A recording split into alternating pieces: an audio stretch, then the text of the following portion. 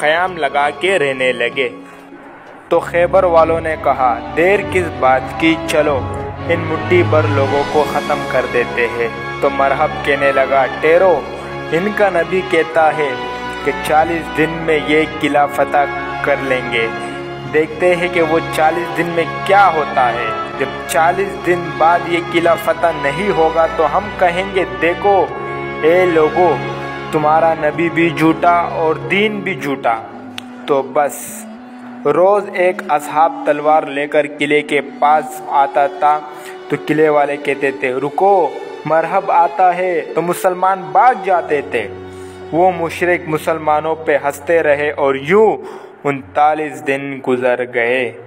مسلمانوں کے پاس کھانے کا سامان ختم ہو گیا، مسلمان بھوک سے تڑپ رہے تھے اور بار بار ہمارے نبی سے کہتے یا رسول اللہ یہ قلعہ فتح کرنا ناممکن ہے، کیونکہ ان کے پاس مرحب ہے جس کو کوئی نہیں ہرا سکتا۔